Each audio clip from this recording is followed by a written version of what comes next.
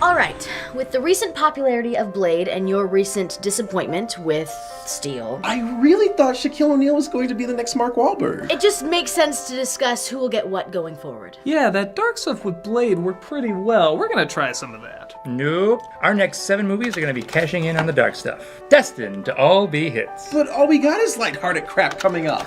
Well, that's why you have the Caped Crusader. After Batman and Robin? Nobody's gonna want to see another Batman movie in years. Hey, we're switching it up too. We've got a colorful and corny Spider-Man movie coming out from the director of Evil Dead. Yeah, it's probably not gonna break any records, but it should be a huge hit with the kids. Fine, I guess we'll do another Batman movie, even though there's no money in it. Christ, years from now, everyone's gonna associate Marvel with dark and gritty and DC with bright and playful. Right? Well then, there should be no problem signing this television contract. Wait, this is affecting our shows too? Oh yes. You see, all of your TV series will be upbeat and positive, while all of ours are going to be depressing and harsh. It'll make you want to kill yourself. But what if we end up completely misunderstanding our audiences and we end up doing the exact opposite? It's okay. Our animation departments will fill in the blanks. We'll keep ours goofy and harmless while you keep yours complex and intriguing, with some exceptions. But what if somehow DC's material for children ends up doing more adult work than our material for adults? Yeah, and they're gonna do a cartoon version of The Killing Joke with a hard R rating. That was bizarrely specific. Yeah. So, anything else? One more thing. Are you sure you don't want any of your shows to be tied to this new Netflix format that's getting a lot of buzz? Yeah, like anything's gonna kill cable. No, you guys can handle that. Besides, we don't want to be known as those guys that always copy Marvel. That is a very valid point. So, anything else? Yeah, what are our plans in terms of comics? Who gives a shit? Yeah.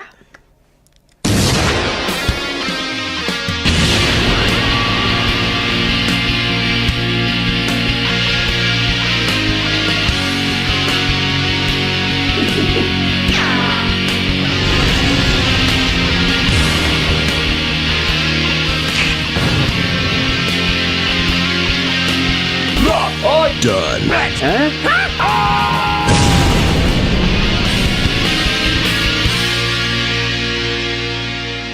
Hello, I'm a nostalgia critic. I remember it so you don't have to. Comic book movies have had a lot of ups and downs over the years.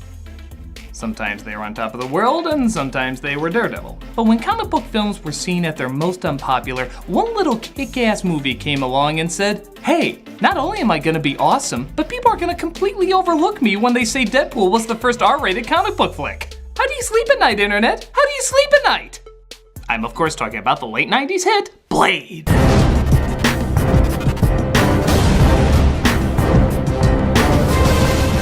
People talk about influence in recent comic book films, they usually go to The Dark Knight or Avengers. But many forget this did play a big part in not only getting popularity back to the genre, but also creating a ton of tropes still used in comic book movies today. Written by David S. Goyer and directed by Stephen Dorrington, two people you thought were gonna be comic book gods, managed to turn out a movie pretty cool and badass, while also being about as 90s as a commercial where kids rule. Does the classic coolness overrule the dated silliness? Well, let's see if this vampire spectacle sucks in a good way or a bad way. This is Blade. We open up with Blade's birth, seeing his mother slowly bleed to death. Always a pleasant start. The credits roll as you can tell already this movie is a bad case of the 90s simply by its sped up footage. It was a simpler time when we were so blown away by the fast forward button. We see a woman driving her date to apparently a hot nightclub. So where are we going? It's a surprise, baby. Yeah, I like surprises. Yeah. I'm just here to die or be saved. Character tool all the way! They enter a club playing music that sounds like your Atari is trying to throw a rave.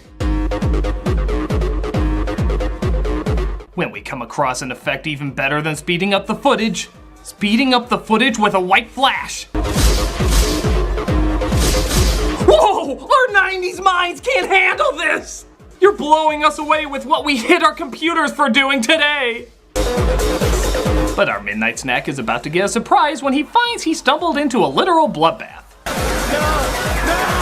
I guess this is supposed to be scary, but nowadays you probably just see this at any goth club. Dude, the blood is supposed to rain at 4. Right now you're supposed to be dangling the rubber gimps. He finds all of them have vampire fangs. Again, a usual non-scary occurrence at the goth club, when he comes across his knight in shining leather, Blade, played by Wesley Snipes. It's Blade. It's the Daywalker. The vampires try their hardest to wave their fingers at him, but it doesn't work, as he partakes in some pretty kick-ass fight scenes here. Damn, I'm possessed! Well, if I can play the accordion too. Oh yeah, gun. That usually wins over swinging hooks. Even though the rotting remains are about as real as the rotting remains from a pumpkin bomb, these fight sequences are filled with the most awesome of implausibility.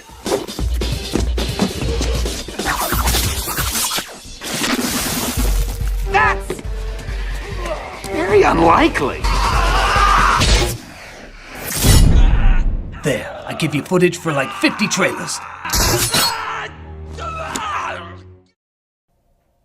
You know, for a character this badass, that was a pretty dorky move. You now join the ranks that Kevin McAllister, Data, and that weird baby meme have made timelessly awkward. I'm just gonna assume you haven't seen the past 20 years of white media. I'm getting a little tired of chopping you up. Thought I might try fire. He sets him on fire while also saving the story pawn as our extra crispy vampire is sent to the hospital. Here, Dr. Karen Jensen, played by Nebusha Wright, is looking him over with another doctor she used to date. You ever have second thoughts about us? Sometimes. But then I remember how much of an asshole you were. No, I'm trying. Really, I am. It's over. Well, that character backstory seemed really necessary. I still think we can work. No, really, there must be a reason for that romantic interest. It seemed completely pointless. Came back to finish you off. Yeah, this brings up a continuing question about the film. Blade several times is given opportunities to kill off this character, Quinn. But he doesn't, resulting in tons of people either getting killed or maimed. Like, over and over and over. Why does he have such a hard time killing this guy off? Dear Diary, I almost killed Quinn off this time, but when I looked into his dreamy eyes, I knew. I was a Quinn girl forever. Blade is about to let the doctor die when his damn Oedipus complex kicks in, reminding him of his dying mother, and he takes her to his hideout. There we come across world-renowned Planet of the Apes star Chris Christopherson, playing Whistler, who tries to heal her bite marks with garlic. Hold her. Thanks, that'll help a lot. I'll call you when an earthworm needs restraining. We're introduced to our shadowy room of evil business suits because Marvel will always love this cliche. And they bring in their evilest vampire who can never get a shirt that fits, Deacon Frost, played by Stephen Dorff. This guy's a lot of fun. Just imagine all of Edward Norton's yeah faces had a son. And he only listened to Prodigy. Maybe it's time we forgot about discretion. We should be ruling the humans. Or maybe I'm just the first to say out loud what we've all been thinking.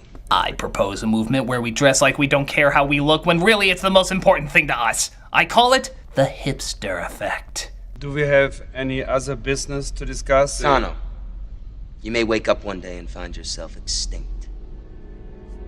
Really? We're just gonna let him get away with that? You know, for a guy who does things we don't like, we sure do let him do things that we don't like. The good doctor wakes up and seems to be doing better as she sees what Blade has to go through in order to survive.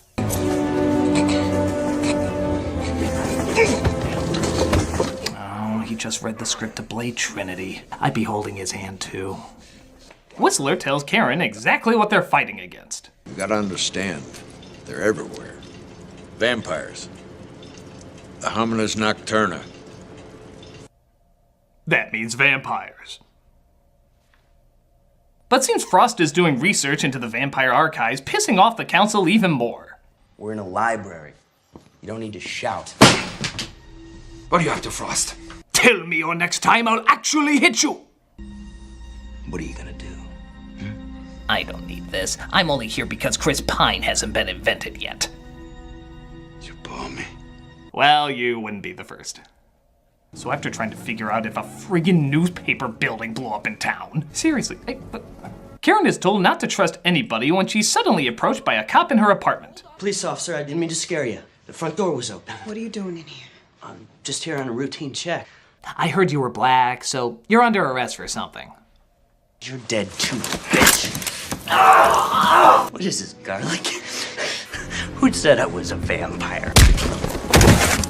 Nobody. Christ, I think Blade's whole goal in this movie is to leave at bad times and then come back just before things get worse. Okay, I'm leaving. I'm really leaving this time. Newborn clinic. So where were you taking it? I don't know what you're talking about. Does nobody care that a guy with a sword is slamming a cop's head into a car? I mean, never forget NWA, but I think someone would at least raise an He escapes though, causing Blade and Karen to follow him through Fast Forward Lane. Get me Pearl! Pearl is feeding. I got a delivery from Frost here, and I just had a run-in with Blade. Gotta clear out that clinic on Hilbert now! Okay, if you want to do pointless speedy footage, that's fine, but at least have them talk the way they're supposed to talk. Calling all cars, calling all cars! I just had a run-in with Blade! Send in all cars, horses, planes that loop the loop! Me, I want woohoo! Vampire Anatomy 101. Crosses and running water don't do dick, so forget what you've seen in the movies.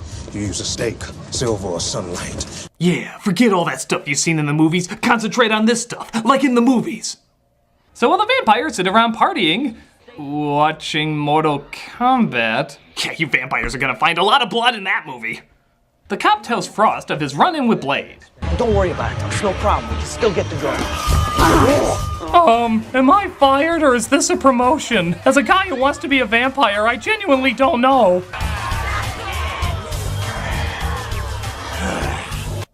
In case you forgot, that bat means that they're vampires. Symbolism. Blade and Karen come across the person who keeps track of all the archives and okay. Even for a movie about a guy who chases vampires, that's pretty silly.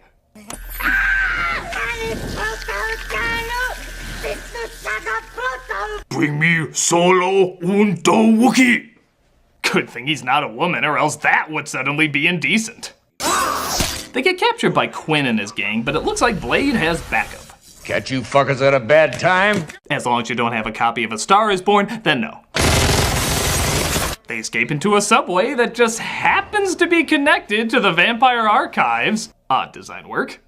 As they wait for the longest train ever to pass and then end up literally catching a ride on it. Oh my god!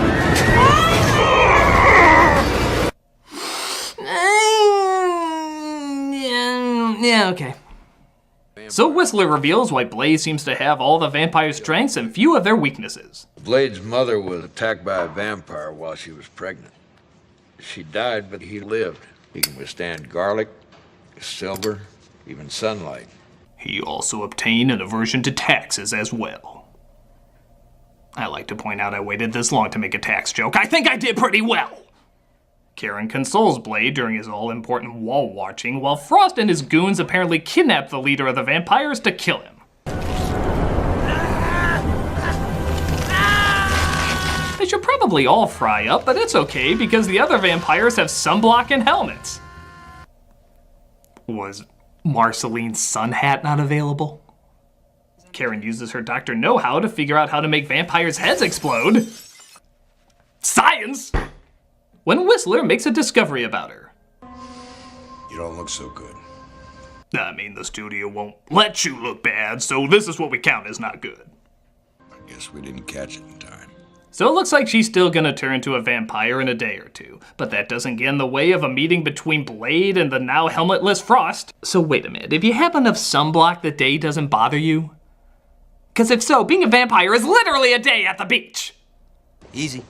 Wouldn't want our little friend here to wind up on the back of a milk carton now, would we? But Blade sees saving people as more of a secondary thing, and tries to shoot Frost, causing him to toss the child. Dead. Oh, I mean, no scratch on her whatsoever. She must have been wearing a lot of sunblock too. Go home. Yeah, what the hell do you think this guy is talking about? I mean, I know we just saw a man fly into the street, save a kid, and we're all just gonna ignore it, but let me tell you about this cop who got his head smashed into a car that I ignored. The city. We're just kind of there.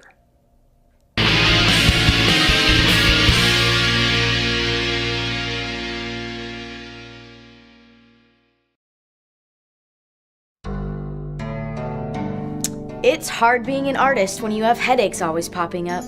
It affects your work, so no one takes you seriously. That's just a sugar-coated topping that you can control. Try David S. Goyer.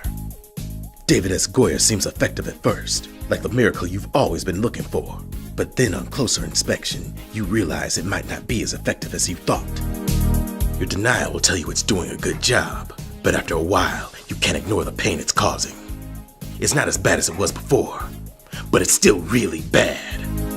People will like your work at first because they see you have Goyer attached to it. But then they'll wake up and realize that most of it was dumb luck, surviving on the talent of others. Everybody says the techniques were great, but the product was overall shit. You'll not only realize it did less than you thought, but it's actually slowing you down compared to other successful medicines. At first I thought it worked great, but now I see it's just a bigger placebo than Dumbo's magic feather.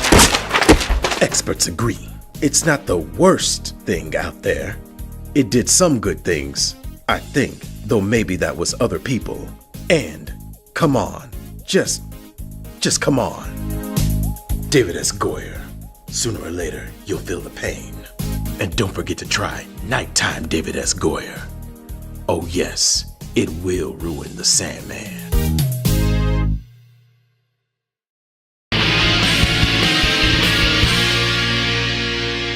So Karen discovers a cure for turning into a vampire off-screen. Yeah, they're surprisingly kinda laid back about it. But Frost also discovers Blade's hideout off-screen. You know, it's good to show and don't tell, but when you don't do neither, you have neither. And tries to capture them. Stop aiming at the rails and maybe you'll hit something. Blade comes home to see what happened as he gives one hell of an emotional, breathtaking, Oscar-caliber reaction to his fatherly mentor being destroyed.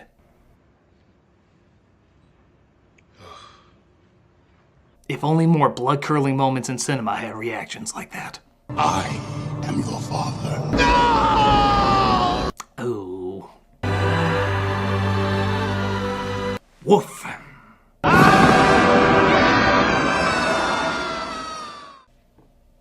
That sucks. Whistler still has a few breaths left in him as he tells Blade where they took Karen. Frost is trying to trigger up. Yeah, that'll help him big time. I can see why you brought a doctor into your home. Give me your gun. Now walk away. Well, I'm just gonna last long enough to be brought back in a sequel just to die again in another sequel. It's a well-planned out future that lies ahead for me. So Blade once again breaks into Frost's headquarters. He turns some vampires' heads into Bob the Tomato. Or Bob the Ketchup. But inside this giant Macintosh cigarette case lies a big secret. Eric? Yep, Blade's mom is still alive, and it turns out she's a vampire now. And on the side of Frost. You think someone would have used that bombshell a little earlier. Man, this Blade guy is ruining my plans and destroying my operation! Honey, what are you doing? Oh, not now, mother of my enemy who he doesn't know is still alive and on my side. I had to figure out a way to get rid of Blade. Wait a minute. I love Oreos!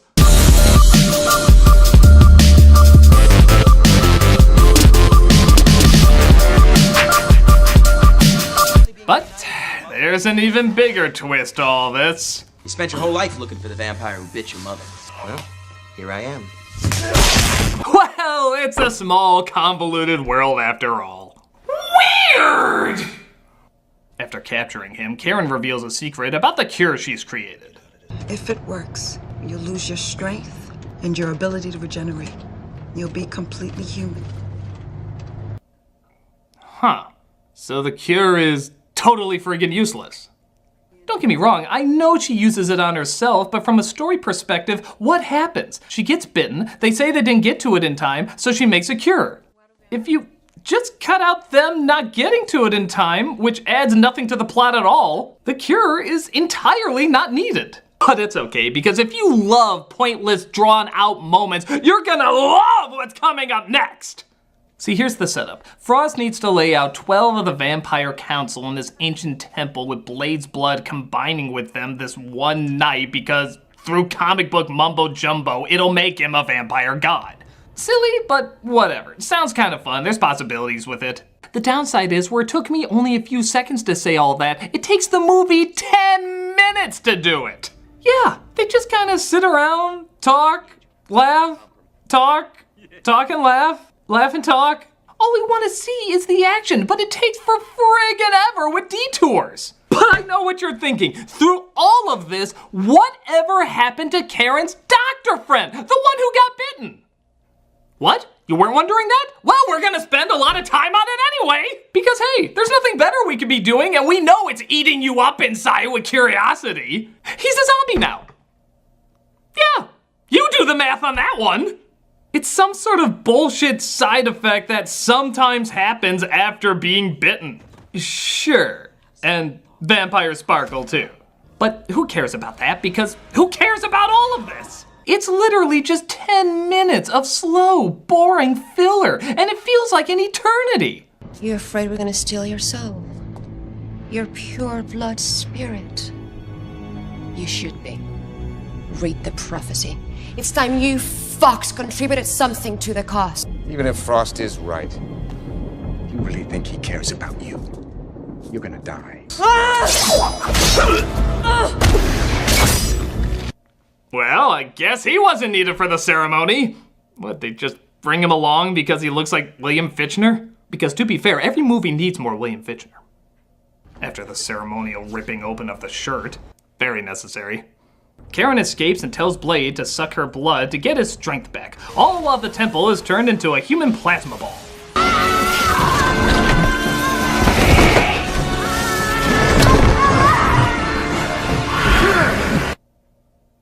Of course!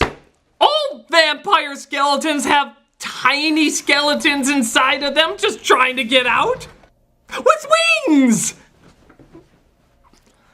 How long do we have to wait again? Okay. Blade does Freud proud by penetrating his mother with a long, hard bone, resulting in him finally jumping in to get revenge. I got 2 new hands, Blade. I don't know which one to use to kill you with. Well, doesn't matter what I do now. I am never topping that throughout the rest of the film. From here, it's all the cool stuff you wanted to see. Amazingly flippable guards, ripping out a guy's throat just to throw it at another guy, being launched in the air via nut kick. Even the stuff that's kind of stupid is really awesome, like how Karen continues to hit everything except what she's supposed to hit. This weird scene where they keep kicking the air for some reason. Mass mist, mass mist, mass mist, mass mist, mass mist, mass mist, mass mist, mass. Gotcha! Ow, that hurt! And the fact that even though there's weapons that can clearly kill vampires, nobody ever thinks of using them on Blade. What do you got there? A plank of wood? Oh, yeah, that'll take him down. Ooh, a shovel. That has to be his undoing. Blade destroyed by deadly shovel. You guys really thought you'd be gods? You're using wood. Unless it's the aliens from Signs, it's not gonna do much.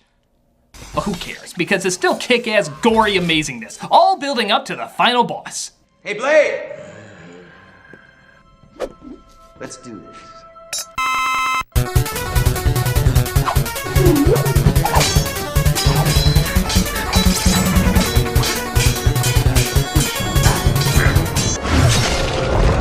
But it looks like his blood is made from pizza cheese as well as some other cartoony extras. My turn. Finally, the time has come for me to stop doing those stupid e-vape commercials. But Blade finds the serum that makes vampires go boom and he unloads them on Frost, resulting in him saying his big finishing line. Some motherfuckers are always trying to ice skate uphill. That is a really weird note to go out on.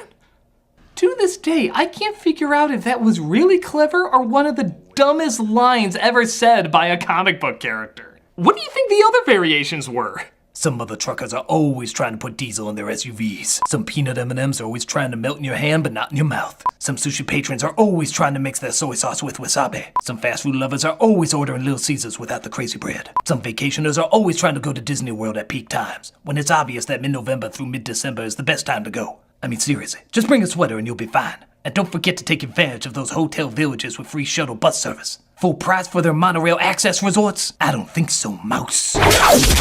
He kicks the last needle into his head, finishing him off.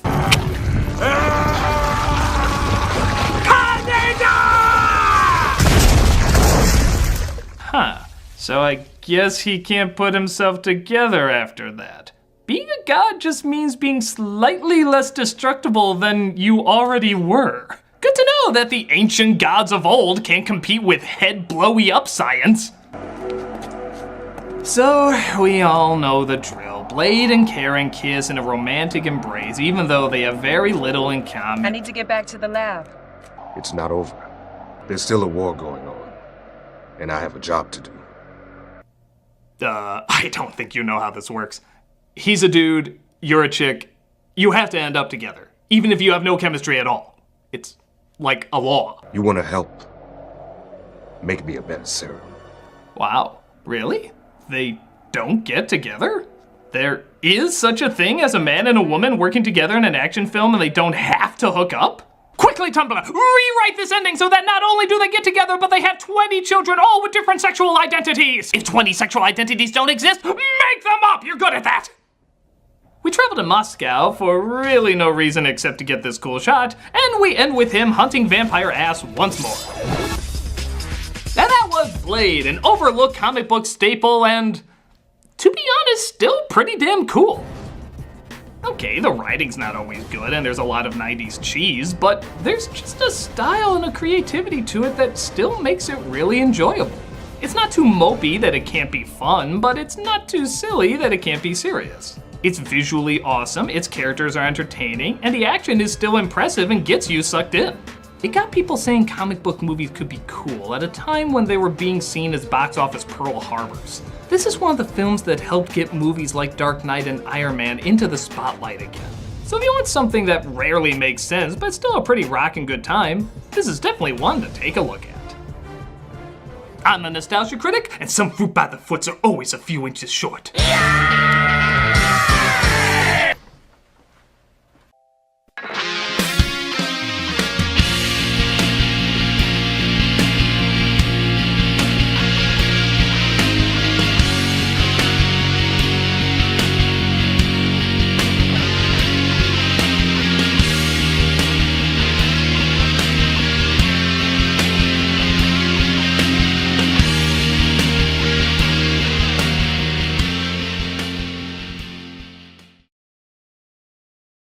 Some motherfuckers are always trying to ice skate uphill.